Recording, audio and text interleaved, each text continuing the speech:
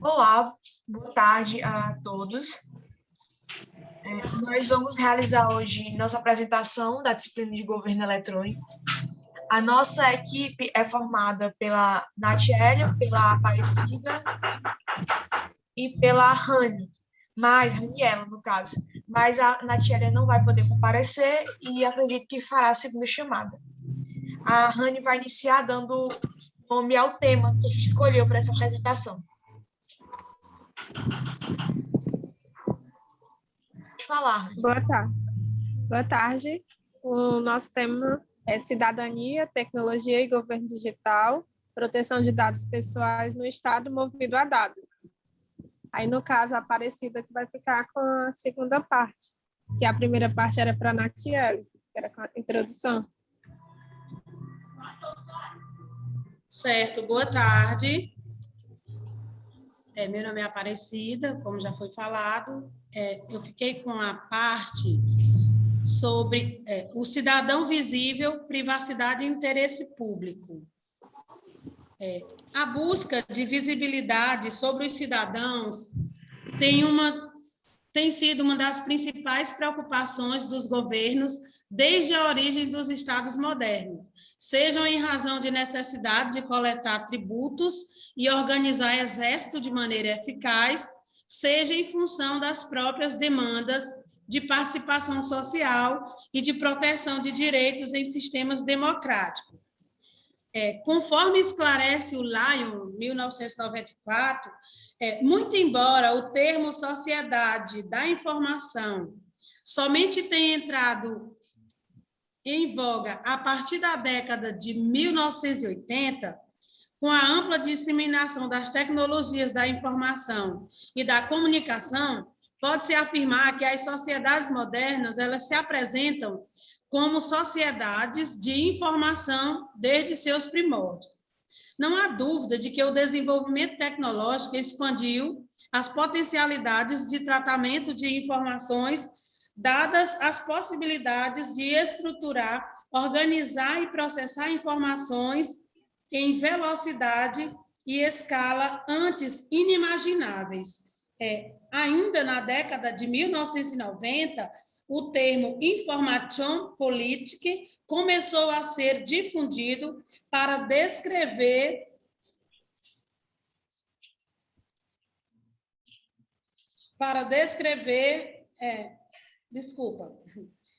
o termo informação política começou a ser difundido para descrever o modo pelo qual a crescente dependência de novos sistemas informatizados e de infraestruturas tecnológicas contribuiu para a transformação de processos dentro da própria estrutura de governo e também na sua relação com os cidadãos e com empresas. No plano internacional, nas recomendações da Organização para a Cooperação e Desenvolvimento Econômico, o OCDE, eles evidenciam a mudança de perspectiva de um governo eletrônico para um governo digital, na qual as tecnologias digitais são utilizadas como parte integral das estratégias de modernização dos governos para criar valor público,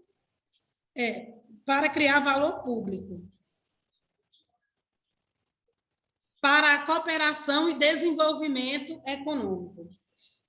A literatura sobre tecnologia e administração pública ela é vasta e frequentemente ancorada no estudo de casos concretos relacionados à provisão de serviços públicos, a inovação no governo e a modernização do Estado, ao mesmo tempo, extensa produção bibliográfica tem salientado os riscos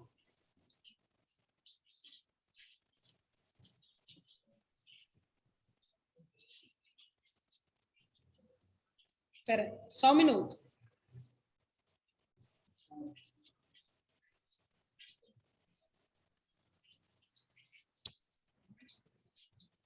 Só um minutinho. Continuando aqui, tem salientados os riscos, ao mesmo tempo, eles têm salientado os riscos de... Gente, eu estou aqui...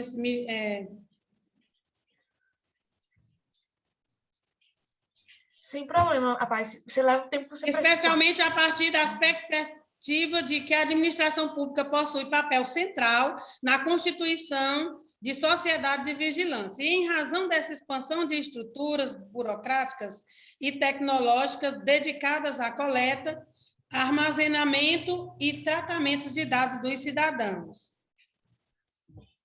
É importante chamar a atenção para a enorme desconexão existente entre ambas as narrativas acima descritas, como destaca Taylor, Lips e Organ, 2008. Estudos no campo da vigilância adotam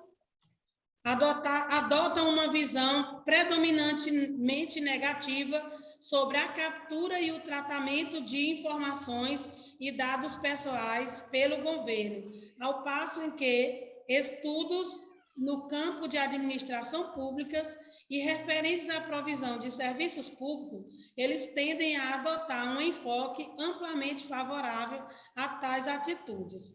Dessa forma, a percepção de interesse público ou do bem comum, de um lado, a proteção da privacidade, do outro, são os objetivos, muitas vezes apresentados como antagônicos. A ambiguidade e contradições entre tais pontos de vista têm se refletido em controvérsias e polarizações de grandes proporções, com impactos relevantes sobre a implementação de políticas de governo digital em diferentes países. Tentativas de reconciliação entre tais perspectivas têm sido, como elemento condutor, o debate sobre proteção de dados pessoais, reconhecendo-se seu valor e coletivo para além de sua dimensão individual, assim como seu papel estruturante para a sua própria democracia e para a vida em sociedade. Assim, tem-se consolidado uma tendência global que mecanismos protetivos ao indivíduo, no tocante ao uso de seus dados pessoais, sejam aplicados de modo simétrico no setor público e no setor privado. O desafio das legislações de proteção de dados é encontrar um ponto de equilíbrio que leve em consideração a dupla natureza dos dados pessoais e a de proteção da personalidade humana, configurando-se estes como merecedores de ampla proteção pela ordem jurídica e a de insumo essencial ao desenvolvimento das mais variadas atividades econômicas e governamentais, o que requer um estabelecimento de regras claras quanto às possibilidades de seu tratamento legítimos em variados contextos. Então, eu passo a palavra agora para a colega Raniela. Boa tarde novamente. Vou falar sobre direitos do cidadão face a um Estado movido a dados. Esse desenvolvimento histórico das normas e da doutrina sobre proteção de dados pessoais esteve sempre fortemente associado à preocupação em estabelecer limites quanto ao tratamento de dados pessoais pelo poder público, em um contexto de evolução das capacidades computacionais e da crescente utilização de tecnologias pelo Estado.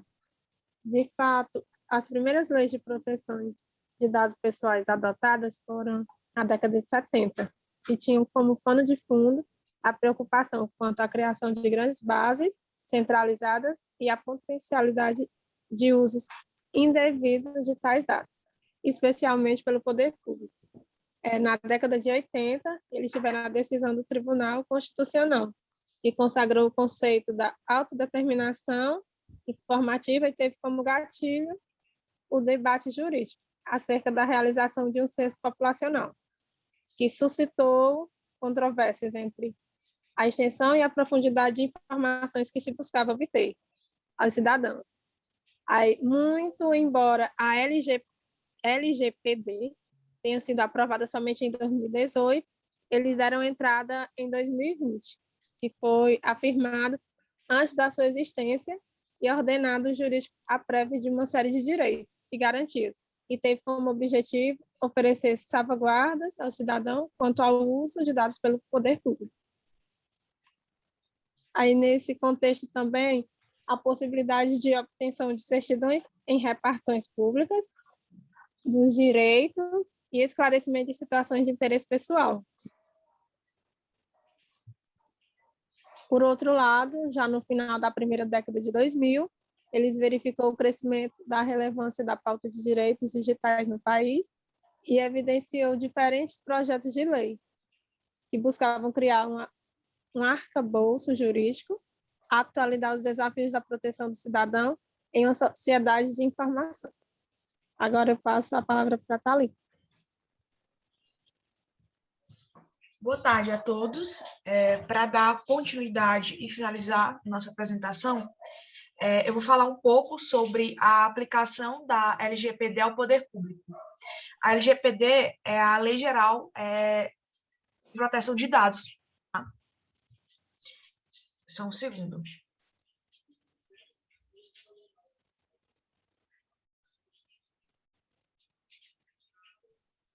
Embora a LGPD esteja em consonância com parâmetros internacionais, aplicável tanto às pessoas de direito privado quanto às pessoas jurídicas de direito público, é necessário reconhecer que as normas não se aplicarão necessariamente de maneira idêntica a tais autores. Significa dizer que mesmo a aplicabilidade atingir entes públicos e privados, quando você observar, digamos assim, nos detalhes, não vai ser da mesma forma. Isso significa dizer que o poder público e os entes de direito privado serão tratados de formas distintas. Assim, embora a lei seja clara ao indicar que seus princípios incidem integralmente sobre o poder público, ela também estabelece bases legais próprias e um capítulo específico para disciplinar o tratamento de dados pessoais nesse contexto. Questão-chave, portanto, é avaliar e compreender de que forma o extenso rol de direitos previstos na lei incide sobre o poder público e como estes se relacionam com garantias já existentes. A LGPD trouxe inovação ao ordenamento jurídico na medida em que condiciona a possibilidade de tratamento de dados pessoais à existência de uma base legal. Contudo, a vinculação do poder público ao princípio da legalidade já impunha, em certa medida, que o tratamento de dados pessoais pelo Estado fosse justificado pela necessidade de execução de competências legais, também de implementação de políticas públicas ou cumprimento de atribuições legais de serviço público. Assim, é possível afirmar que, para o Estado, a grande novidade da LGPD não consistiu na exigência de uma base legal para o tratamento de dados pessoais, mas na introdução de uma nova principiologia, de novos balizamentos e de uma série de obrigações procedimentais quanto ao tratamento de dados, tendo em vista, entre outros objetivos, promover maior transparência e accountability por parte do poder público. É isso, gente. A nossa apresentação finaliza aqui. Estamos à disposição para qualquer dúvida posterior. E é isso. As minhas colegas têm mais alguma coisa a acrescentar? Não, Thalita. Não.